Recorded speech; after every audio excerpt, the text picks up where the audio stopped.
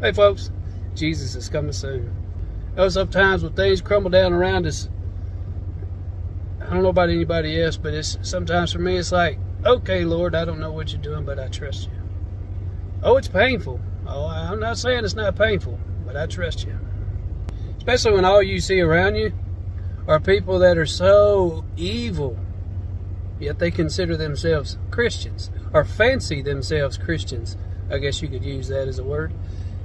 It's unreal. It's beyond me how these people can do this and sleep at night.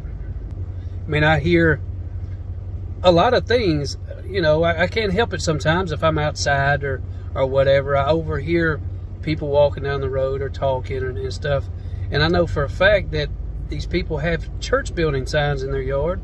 And I'll hear things like, oh, did you hear about so-and-so? Let me tell you so-and-so's business that I heard from 2 sources ago that probably is not accurate, but let me just gossip about it. This is how the church is now, y'all. It's sick.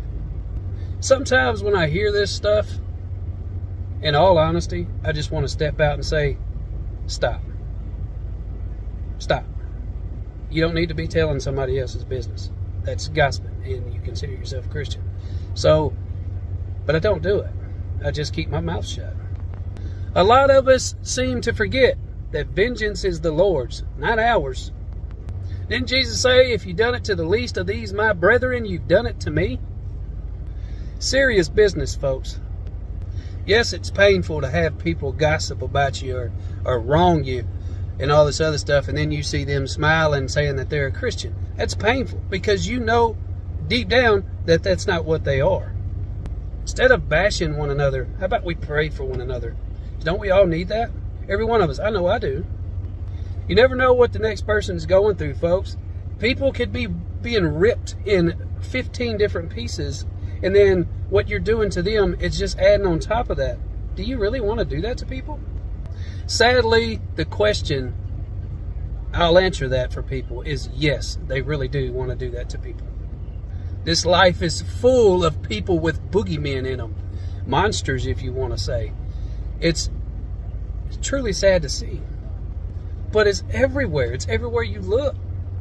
If you're like me and you don't feel like you fit in anywhere, you feel like people look at you like you're filth or judge you before knowing you, get an opinion about you, I should say, before they know you by looking you up and down and all this other stuff, you're not alone, because it happens to me on a daily basis, folks.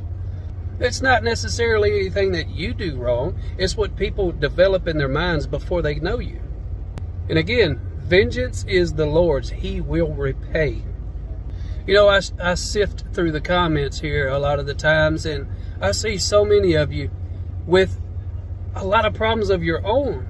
And I know it helps me to realize that I'm not alone too. It hurts, y'all. I get it. Sometimes we feel so alone.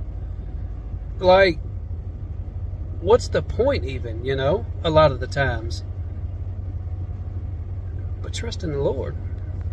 And what I mean, like, what's the point is, what's the point of even talking about this stuff? What's the point of even trying?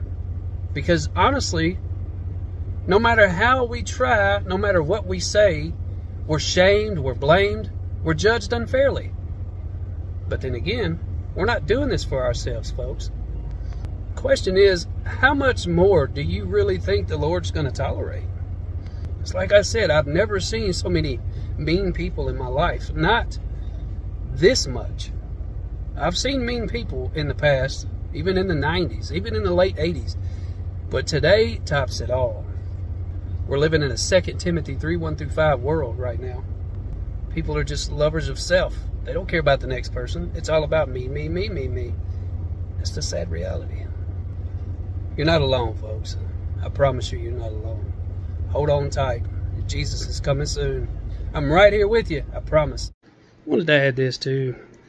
I don't know if anybody else has seen the housing markets lately, but my goodness, we're seeing places that are rotten.